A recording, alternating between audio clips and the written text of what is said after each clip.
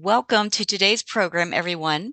UCLA is expanding role as a global university with Vice Provost Cindy Fan and UCLA alumnus John Arboleda. This program is part of UCLA's International Education Week, which celebrates international education and exchange with a variety of activities and programs from various campus departments and schools. I'm Christine Werlenik, Senior Director of Regional Networks at UCLA Alumni Association. I would like to introduce John Arboleda, who is co-founder and managing partner of A New Kind of Leadership, which is a coaching-based leadership consultancy specialized in accompanying organizations, teams, and leaders in transition. He is a global professional with more than 25 years of experience in leadership roles, working with organizations in the US and Europe, including Adobe, the University of California Office of the President, Eastside Business School, Goethe University. He is a first-gen graduate of UCLA and a former member of the UCLA Alumni Association Board of Directors. He works globally and has lived abroad for 20 years, currently residing in Barcelona. Take it away, John. Thank you, Christine, so much. Thank you. Hello, everyone. I'd like to welcome the audience that we have from around the globe that's joining us for this wonderful fireside chat that we're going to be talking about as part of UCLA's expanding role as a global university. So I'm very excited about this. I hope everyone is who's joining us. Before I introduce our special guest, I just want to add a few more comments to give us some context.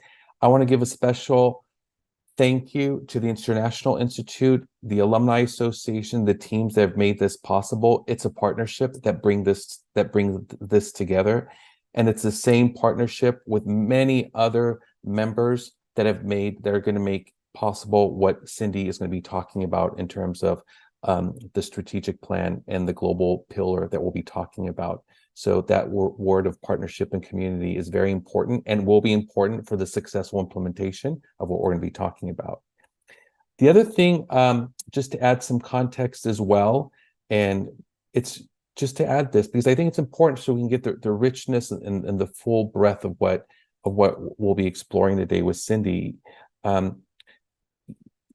We know UCLA's, the nation's #1 public university, and it's a designation it's had for many years.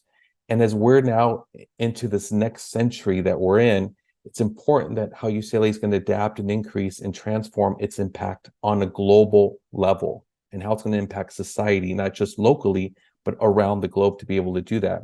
So in order for that to happen, UCLA has reimagined what its strategic plan would look like that just came out publicly just over a week ago, and proclaiming that now's the time for UCLA to expand its global reach as a global facilitator's progress. And we're going to explore what that means a little bit more. So during our fireside chat that we're going to have with Cindy, we're going to hear about the steps needed to achieve that goal, how it benefits the university, alumni, students, and society at large. Okay, so with that context, I'm going to take another opportunity to introduce Dr. Cindy Fan, who's the Vice Provost of International Studies and Global Engagement. I'm going to ask her to join us now. And I would say Cindy is not only, I think she's also UCLA's international ambassador in many ways, globally for us, and even across the campus to do that. And Cindy's been responsible for UCLA's global strategy, international partnerships, global engagement, and really has an inside track on UCLA's growing presence on the world stage.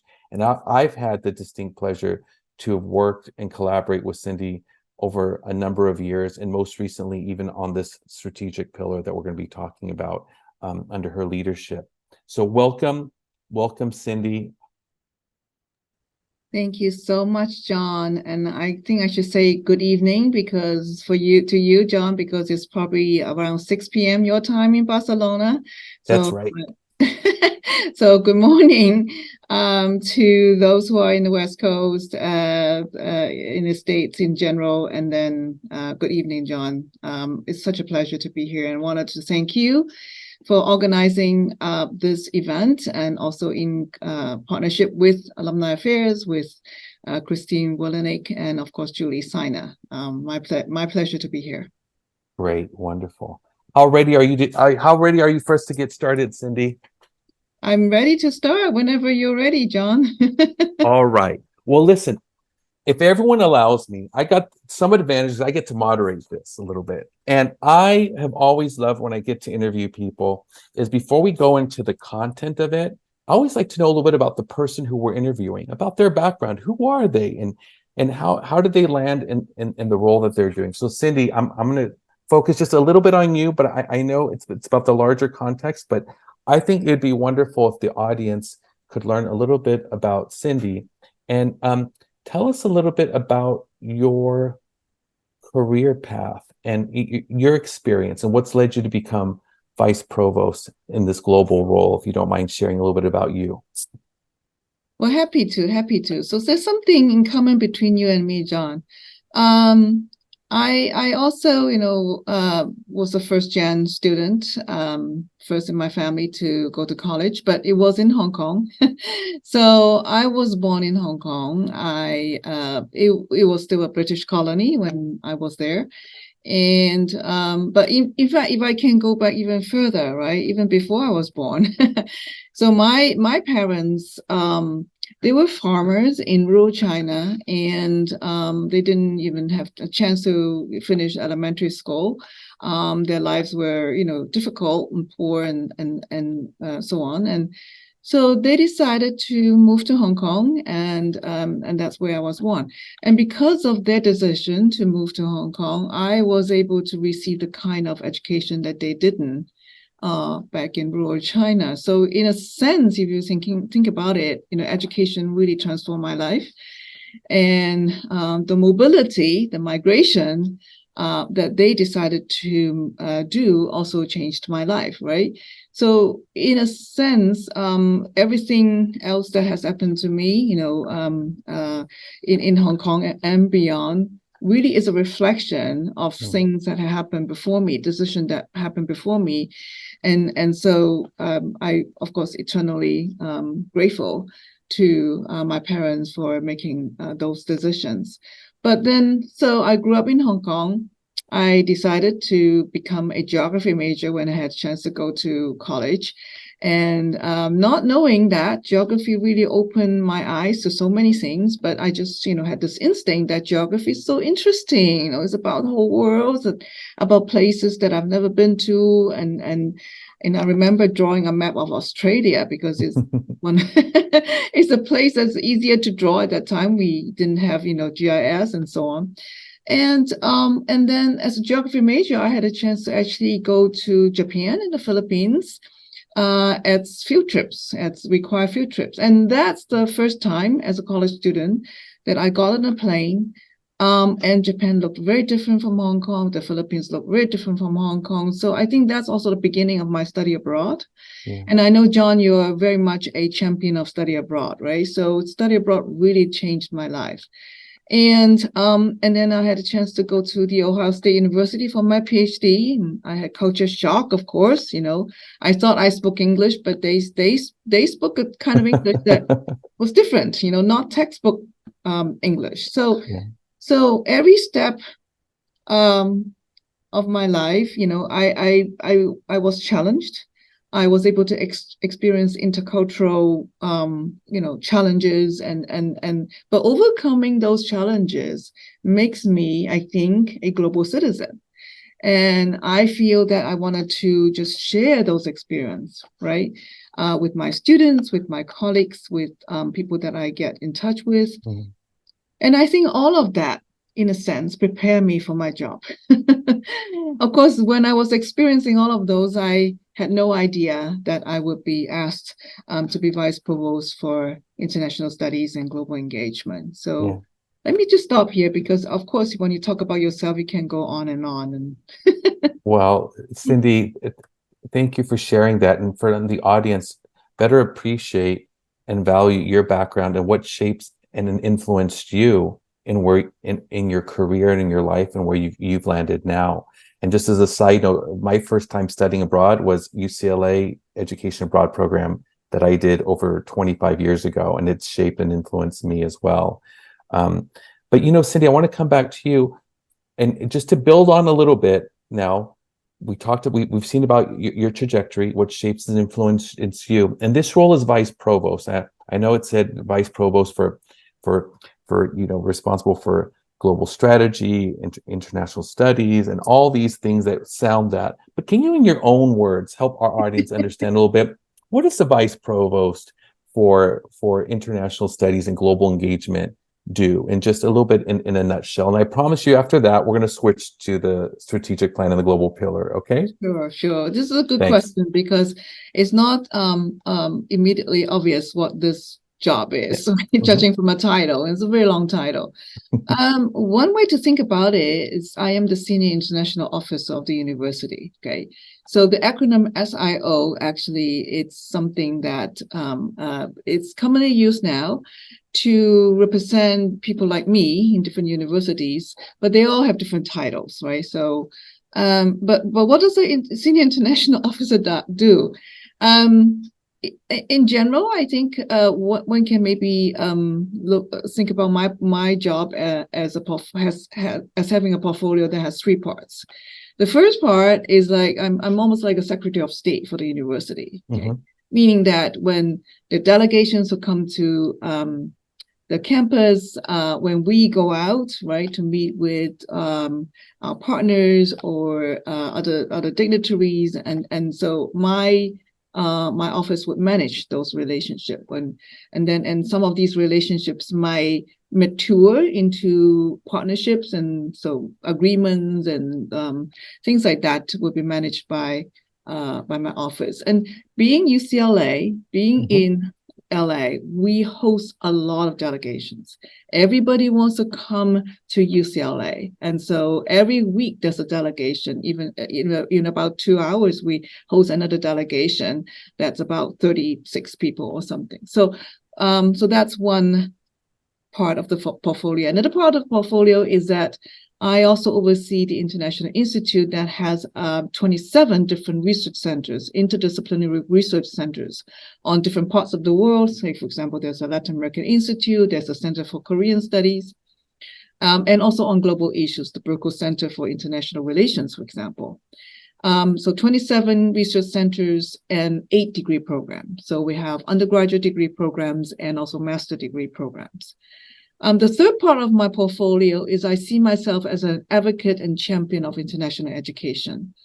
So I would, encourage students and work with units across campus to encourage, to support study abroad, to support anything international. That's why, we partner with the Alumni Affairs to reach out to our alumni all over the world.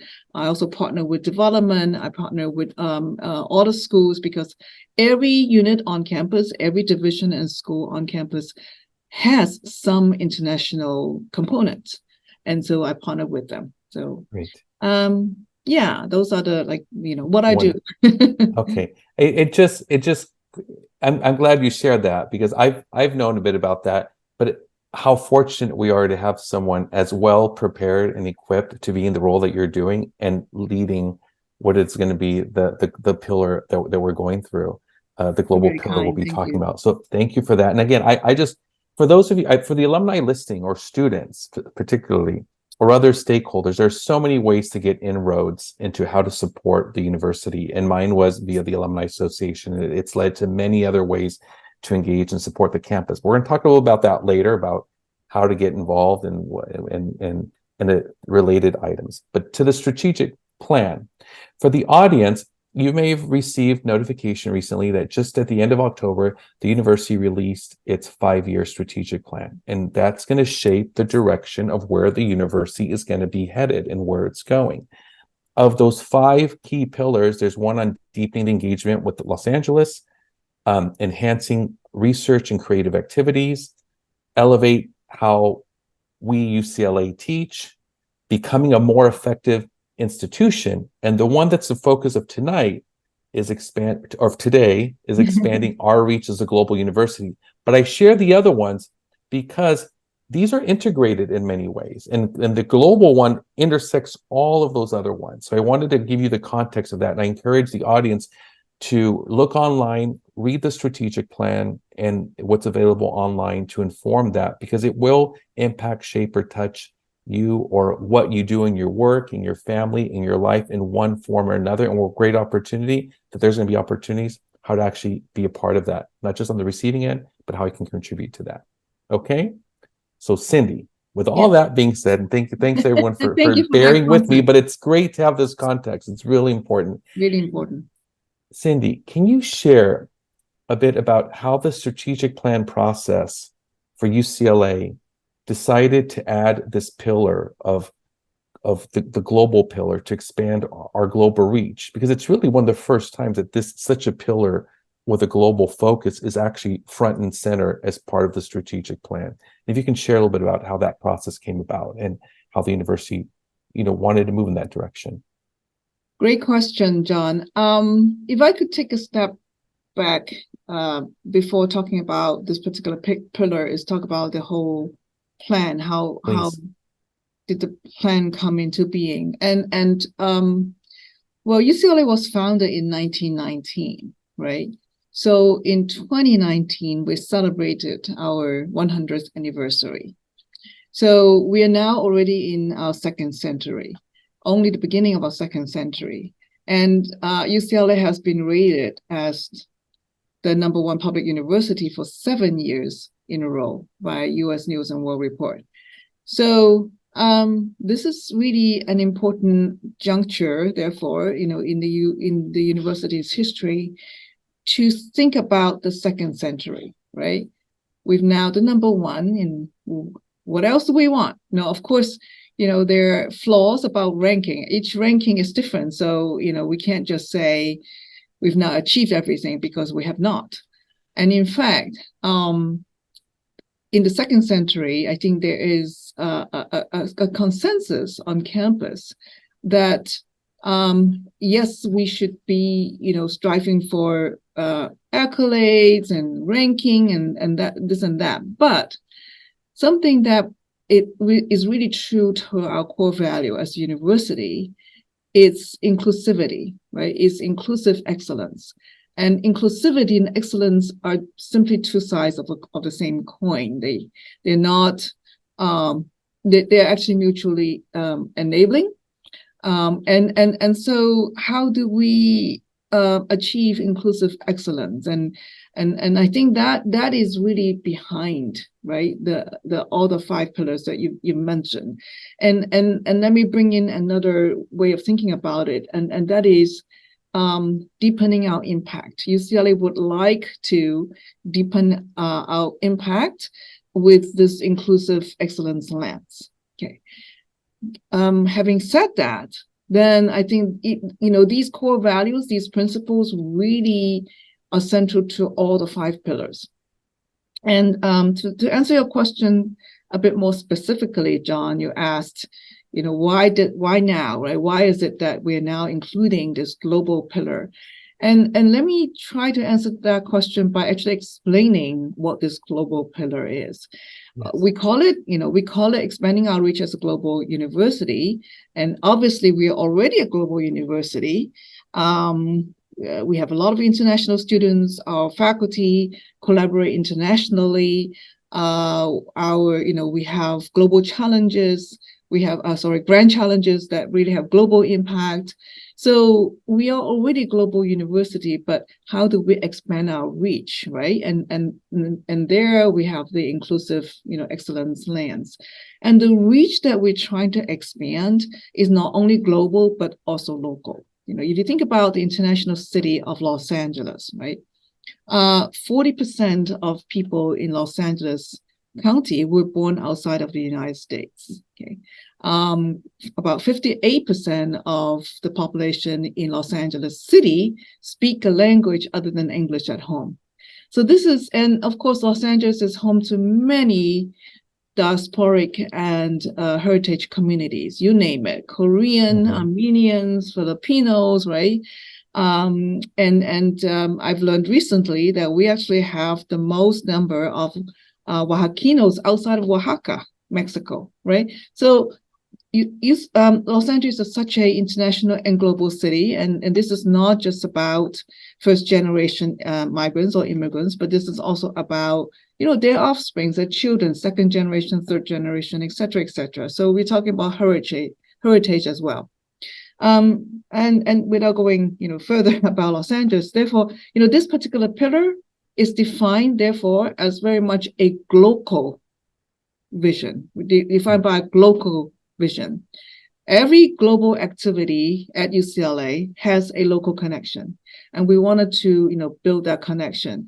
And by building that connection, by expanding that connection, we are also making impact here in our neighborhood and globally.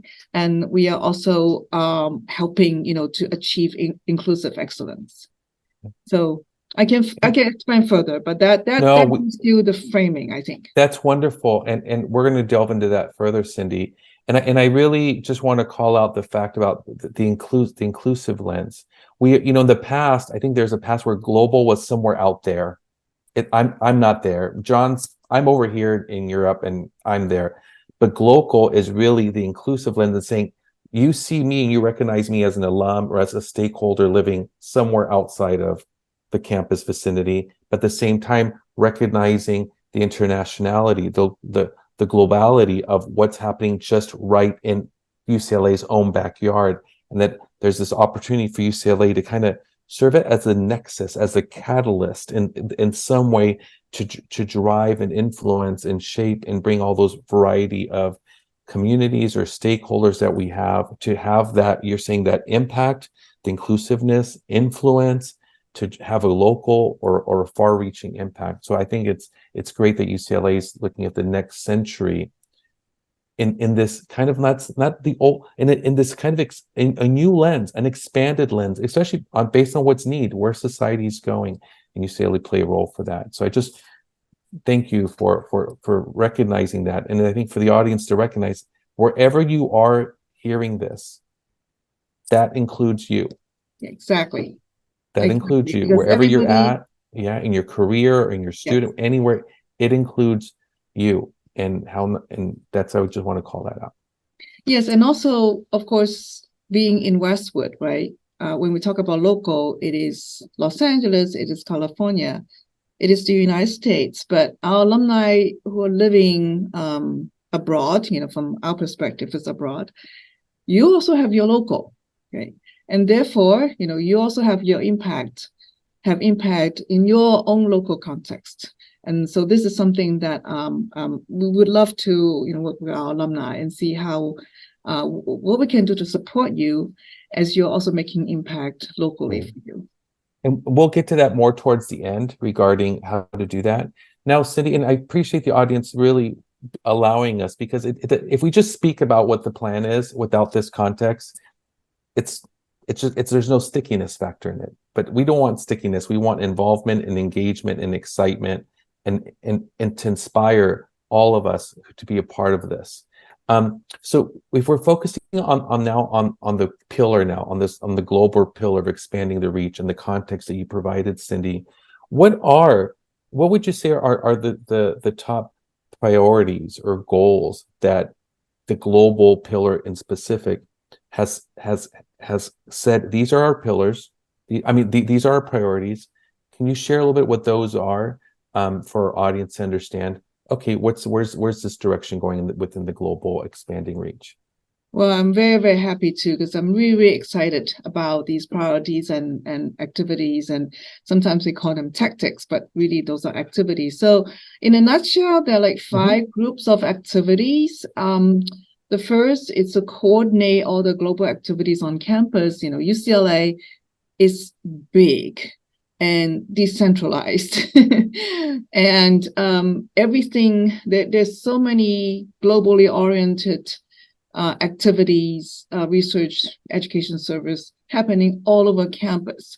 And so one of the major priorities is to coordinate, is to bring all those data in, is to bring all those information in, so that the campus is coordinated in its global activities. So one strategy is to appoint global advisors in different schools and divisions, and then meet with them on a regular basis, and also think about what impact means, because impact for the health sciences, right, means something different from, say, the School of Music. And so we wanted to get these ideas, the experts, expertise, as far as defining what impact means from their point of view. So that's number one. Number two is extremely important, and this is something that our alumni and our supporters have been telling us a lot, and that is increase awareness of our activities, of our global research, teaching, and service. I remember one of the members of the committee, and John, you know him well, Craig Ehrlich, has always, kind of really pushed us to tell our stories. Okay. And so, and tell our stories wide and loud and effectively. So we're really fortunate that we have a great Vice Chancellor for Strategic Communications, Mario Sacco. And under her leadership, we really have a system now. And so the second sort of priority is to work with her team to really tell stories about UCLA's global impact. Now, just to a global impact, actually, just to give another example. So, for example, UCLA Health has always been very active in Africa, right? And to partnering with universities and units in Africa on AIDS, HIV, on healthcare. And so those stories need to be told in terms of how we are actually impacting communities thousands of miles away. Okay. Another example also kind of held is that one of our professors, Roger Didos, in public health, has had so many students all over the world, in Southeast Asia and Asia. One of his students, for example, was the chief epidemiologist in China.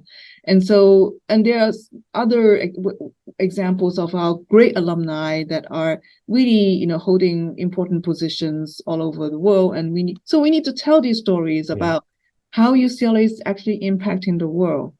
And in 2028, the Olympics and the Paralympics is going to be coming to UCLA. So we are really positioning ourselves to tell the UCLA story to a global audience leading up to 2028. Okay. And number three is expand international education. Okay. This will mean more study abroad courses, more programs, more diverse locations. And so many of our students study abroad in Europe. We want that to continue, but we also want to make sure that there are also opportunities for our students to consider study abroad in other parts of the world. The world is big. The world has a lot to offer. It's really important for our students to also spend some time, in places that are not the usual suspects, right? We also wanted to diversify the student body, the backgrounds of the students who have access to study abroad, because study abroad is expensive. Some of our students have to work over the summer.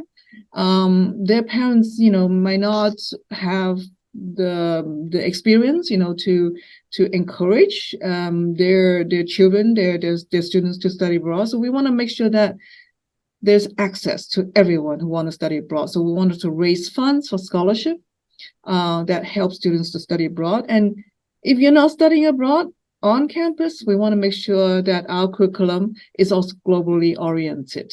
So to internationalize the UCLA curriculum. And number four is to support global research, right? So to support scholars and researchers and faculty whose work may not be intrinsically globally oriented, but we wanted to encourage them to think about international collaboration, right? Can they work with international collaborators that will enhance their research. And we know that publications that involve international collaborators actually have more impact. That they're cited more widely, they have more impact, they are read, more widely. So I think for researchers, that is something that will be helpful. And the last priority has to do with alumni. We wanted to bring our alumni in, either international or both international and domestic, because they have so much to offer. Our students want to have internship. Our students want to engage with alumni all over the world. And I know, John, you yourself, have already offered a lot of opportunities for our students when they go to Spain. And we would like to clone you in different parts of the world, so that our alumni in different parts of the world also, when they're ready to give back, can also help our students, when our students go abroad, to have a connection with our alumni, who can maybe offer internships or other opportunities for them to feel that they have somebody, to go to when they're abroad. And I think I also mentioned earlier that we also wanted to help our alumni when they wanted to do things and have activities in their own neighborhood, right? That will also sort of, help this vision of inclusive excellence, this vision of making impact locally. Yeah. And for the audience, because I feel there's Cindy, but there's the audience. As you're hearing this, if there's something that intuitively just hits you, you're like, wow, I'm excited about that. That resonates with me, or I'm glad to hear that's happening. You got to write that down, and you got to reach out. We'll whether reaching out to Cindy or me, will direct you, because if something's resonating with you, it's because it struck a chord in something that maybe it matters to you. And you can't let that go. You're gonna have to go and dig that. That's how I got involved early on, many years ago, with the Alumni Association. The fact that now there's a coordinated effort. If Sandy called herself the Secretary of State, we're now creating the Department of State, right, within the campus, and having these kind of and expanding that around, and to have that, though, knowing that the university is now going to commit resources, effort, and variety of whatever that those resources are, it's because it's important. And again, it can't be alone on Cindy alone to do it, or her team. It's going to be everyone being involved. So I just wanted to call that out. And I just want to do a small recap before we move on to the other questions. There's this coordinating role within really what's happening. What's happening? What does UCLA do globally? And being able to centralize that awareness, information, better dedicate resources, better leverage what's going on, and how can we support everyone who's working locally for UCLA. That's kind of have like that central information resource is going to be fantastic, and working with key partners and realizing that impact is going to mean different things for different organizations, and to be able to say, I'm hearing you, what's your impact, how can we help enhance your impact? Sounds fantastic. That's there. Increasing awareness, those stories that you were talking about.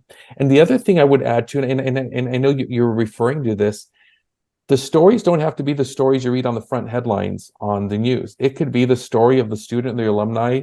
My guest Cindy's, who's even doing work in their own local neighborhood, and they're part of the world, and then being able to share that and whatever their role is or what they're doing.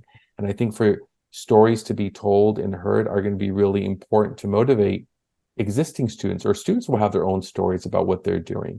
So I think that communication aspect is going to be really important regarding that. International education, okay, don't get me started on education abroad. I'm trying not to. That's a whole other segment. By the way, Cindy, when I did do study abroad, I went to South America, which was like unheard of. The people were doing it to Argentina and Chile during that time. So that the fact that it's not just expanding study abroad programs. There's a lot of opportunities, but it's how do we make it equitable and accessible for the variety of communities that UCLA serves, and making that possible for them. And also the fact of how that means in bringing that into the classroom, being able to do that and tapping into the richness. Global research collaborations. I mean, that's fantastic to being able to do that. And the alumni engagement, there's an example of us speaking about it right now, how that's going on. And it's working collaboratively to tap into the alumni and how they can support and serve, but also what's the impact for them mean in whatever part of the world they're living in. So those are really, really 5 key objectives, strategies that are key to this. And I also want to encourage the audience, if you're getting excited about this or just curious, go online. You're going to find more information regarding the strategic plan, and the pillars are there, so you can kind of do more of a deep dive. Okay, are you ready to continue, Cindy? I give you a little bit of breathing room to do. Thank you. Yes, a sip of water, maybe. Go for it. The other thing I wanted to talk about, you talked about these kind of 5 key objectives, or priorities that are for the pillar. What would be some of the kind of expected? What would you like to, when you're envisioning this, right? When we're envisioning this, and when you're envisioning this, and you got these 5 key priorities going forward, and you're envisioning that these happening, right? I go into my work mode a little bit. I like visioning. What do you see are going to be some of the outcomes that the global pillar could achieve, that you want it to achieve? For example, one of them was that came out was really helping students be more competitive for the job market, or going into graduate programs, that they're going to have that maybe a competitive global advantage because they've tapped into something like that. So what do you see of some of the other outcomes, your top of mind outcomes that you envision saying, we envision this happening? Yeah, so one way to think about this, it's who benefits, right? Who are who are the people who will benefit from the plan, and how, right? So you already touched on one, and that is students, right? So when we increase study abroad, when we increase the international component, global components of our curriculum, we are also benefiting students by preparing them to be more competitive in the job market, because research has already shown that employers prioritize students who have had international experience, who have language abilities, foreign language ability, and international experience. And so competitiveness for jobs and for graduate programs, certainly it's very clear the connection between what we're preparing them to do and their competitiveness. For example, we have their centers in the International Institute that have received Title VI grants from a Department of Education that allow us to increase resources for languages. Yeah. And so we're preparing students, to study Russian, Chinese, or Spanish, Portuguese, all kinds of languages. And so that way, they'll be more equipped actually, for the world. And of course, we want them to be interculturally fluent. But at the same time, there's a practical perspective, and that is they are going to be more competitive. For faculty, we think that they can benefit by more collaboration, both in the US, but also internationally. And international collaboration is very important for research. And for Los Angeles, right, we talk about GLOCAL.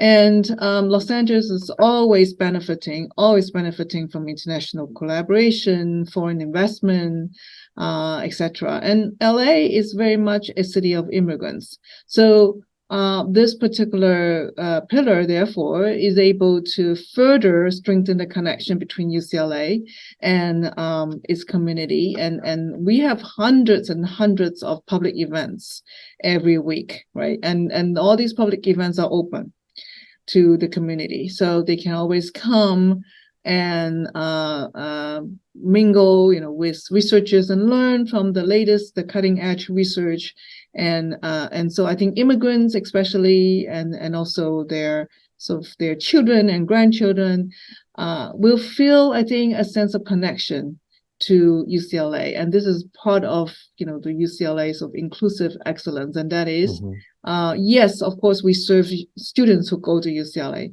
but even if you don't go to UCLA, even though you're not a parent of UCLA students, we are also offering something to them so that it's not, we don't want to be an elite university in that sense that is exclusive. We want to be an inclusive university. I think even donors and supporters will be able to find new ways to support UCLA, to support study abroad scholarships, to support new teaching opportunities, to support new research opportunities, to support new initiatives, maybe new centers.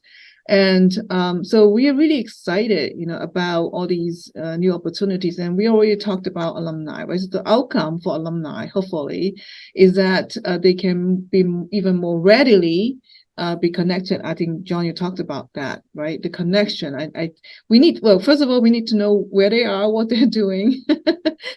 And then we don't want them to say, hey, what took you so long to find us, right? We want them to know that we care about our alumni all over the world. We want to know who they are, where they are, and then we wanted to extend the offer to them, basically, opportunity to them to be connected to us. Yeah. So I think these are just some of the outcomes. There are many, many different outcomes, but those are some of the highlights.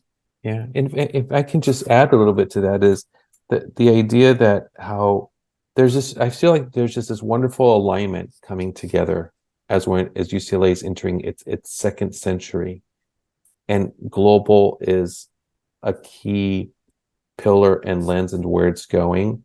And I know for some of our audience members, it's maybe the university wasn't ready at a certain time, or was trying it was working towards that. I think what you're seeing now is this convergence. It seems to me, Cindy, that there's this convergence coming together. There's maybe this alignment's coming for students or alumni and the other stakeholders you're mentioning, saying with this convergence, it's creating opportunities. And maybe some of these opportunities was an idea someone may have had back then. Maybe this is a time where it's going to be happening there. And if we can tap in and unlock that, what you're sharing, what we're hearing now is this is what are the initial priorities. These are what some of the initial outcomes are. But what goes beyond that is really going to be about, I think, this wide-ranging audience or the stakeholders that we've been mentioning to contribute towards this vision happening. We are a public university. We all have to work together to make this happen, to be able to do that. And the fact that you're adding that even if you're not a student or a staff member or a faculty member, but that you can benefit from that. And made me think about the work students do, the work that alumni do, the research output of our faculty and investigators, and how they can impact the local community, and really, but now raising the awareness, the communication, so people can connect the dots. That UCLA plays this really important nexus, this at this intersection of being a gateway, going in and going out for what global is, but with a lot of intention and purpose to being able to do that. That's what's resonating with me, what's coming out here. Great. Yeah. I think, it's wonderful to hear that you put in your own words what we're trying to achieve here. And I think connection, it's one of the key words here, is that we're hoping really to strengthen connections, all kinds of connections and connections people. But also I was very happy that you brought up faculty, staff, and students, right? Because a lot of times in our narratives, we may be focusing a lot on faculty and students, but staff are such key people at UCLA, and also very key individuals to support the strategic plan. And so I wanted to, give a shout out to our staff. Our staff at International Institute are just amazing people.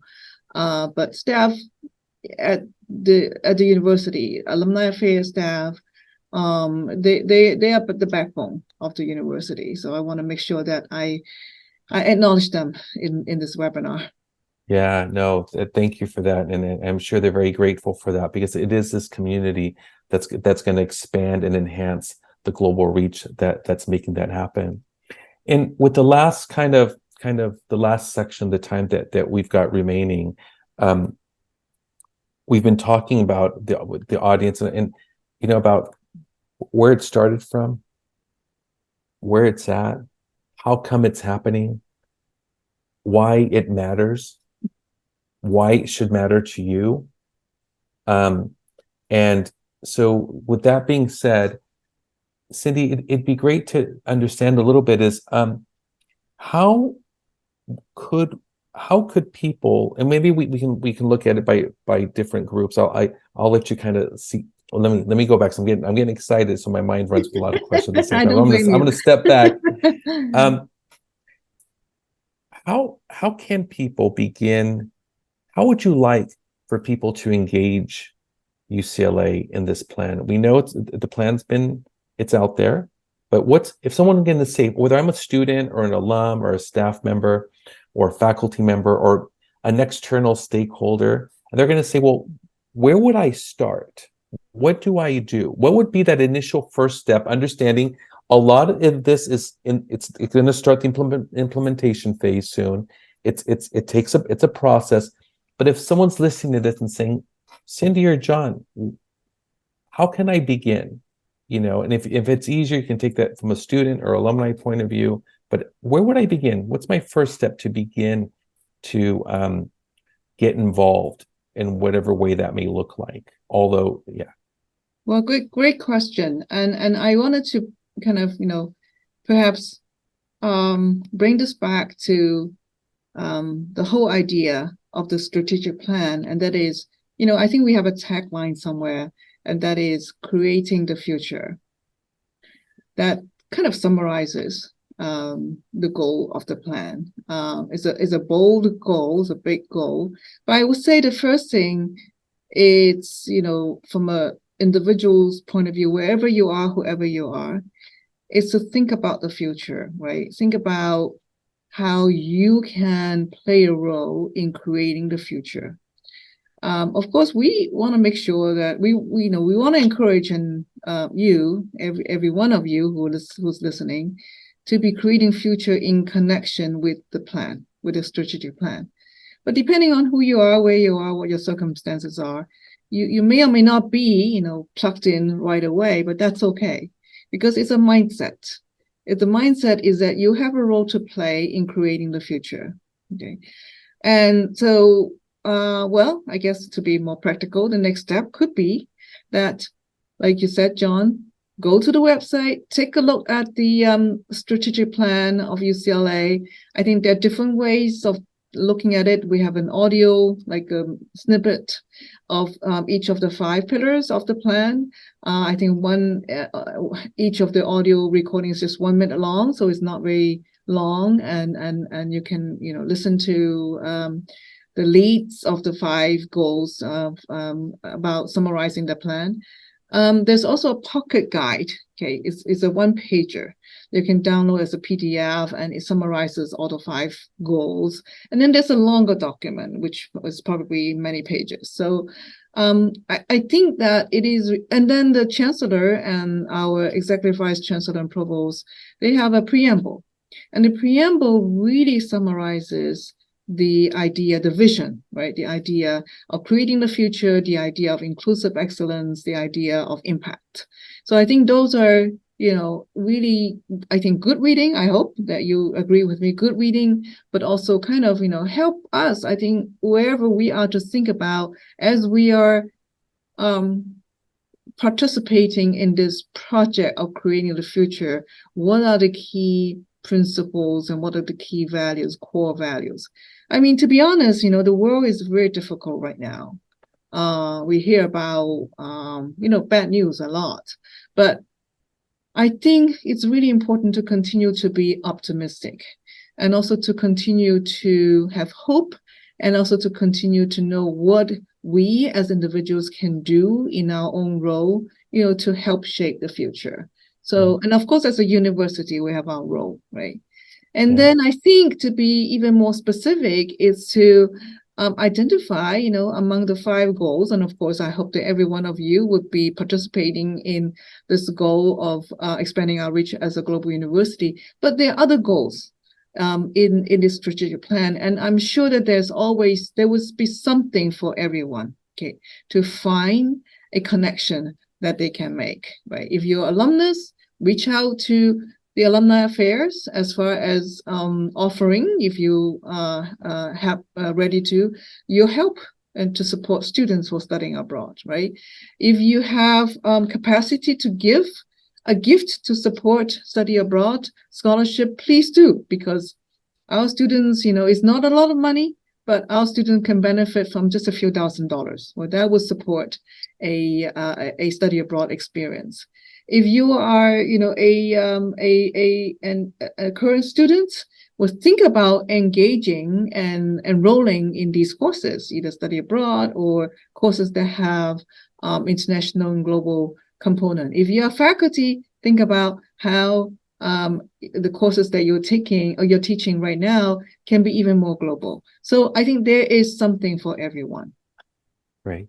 And thank you, Cindy. I think one thing that you mentioned, I just want to call out, and I loved how you framed it.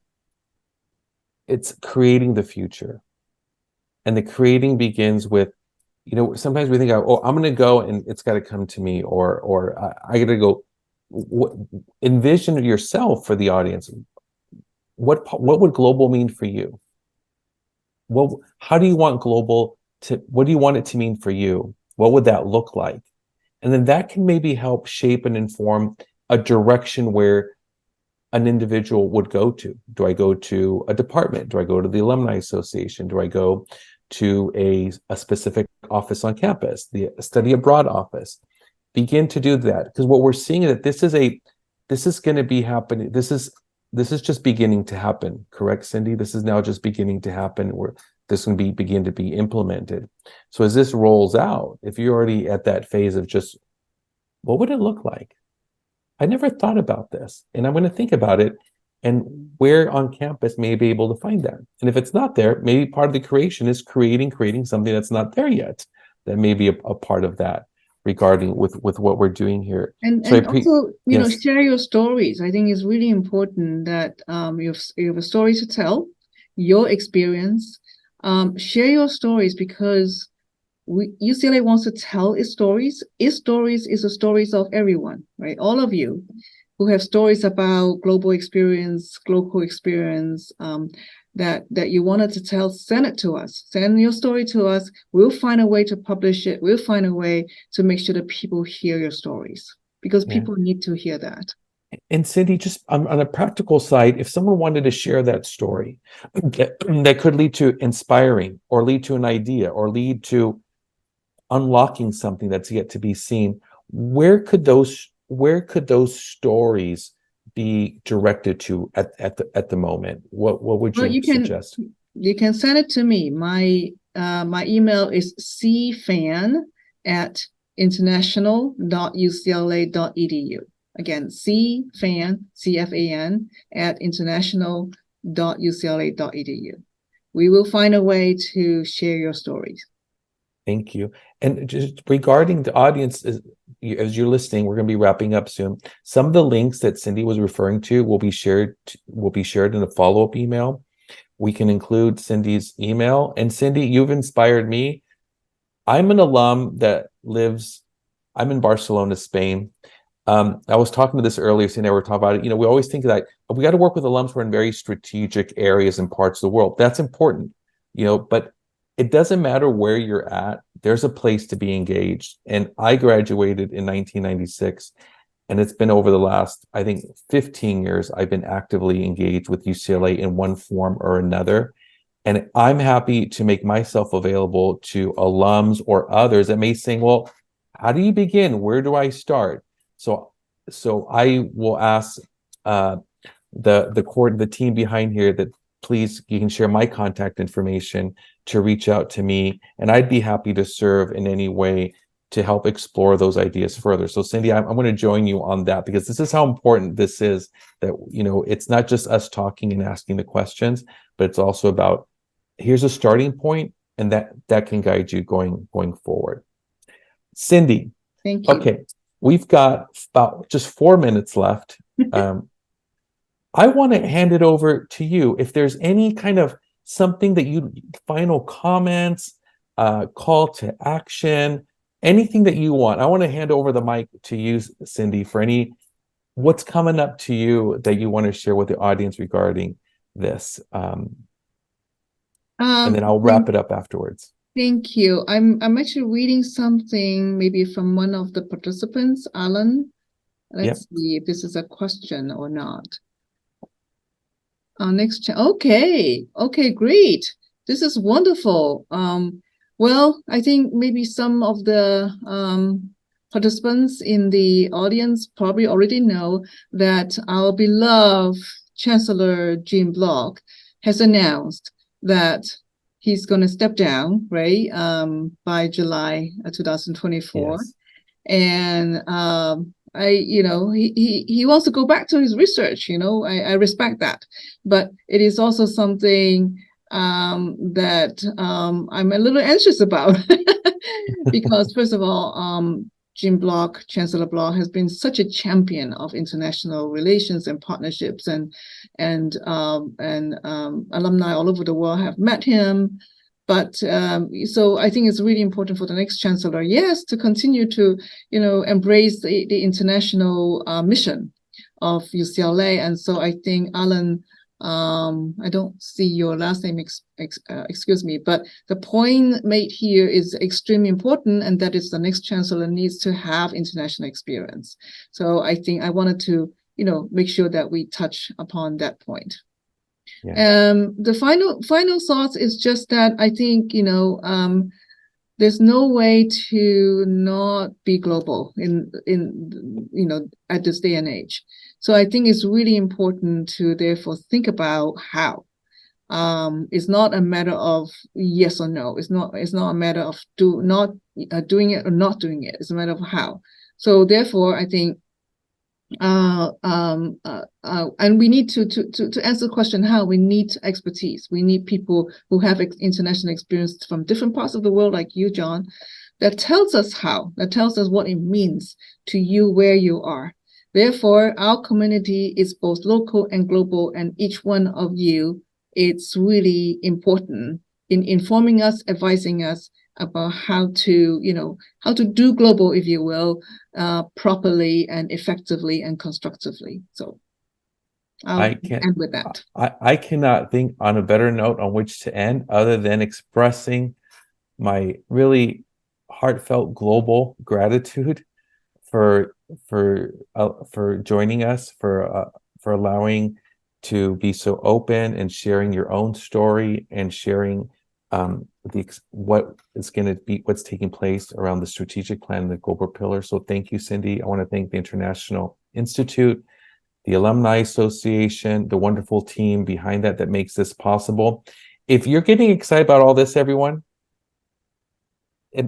this is people coming together here. Multiply this tenfold or more with what's going on, with what the possibilities are. So I want to thank everyone that's made this possible. We look forward to engaging you and being a part of this kind of global journey that UCLA is embarking upon, not embarking on, taking to the next level. Cindy, thank you so much. I hope to see you soon, next time I'm in California or next time you're over here. Looking forward to that. Thank you so much for organizing and this session and moderating. Thank you. Great. It's been my pleasure. Thank you, everyone who's joined us from wherever you're at. Have a wonderful rest of your day, and we look forward to engaging you. Bye-bye, everyone.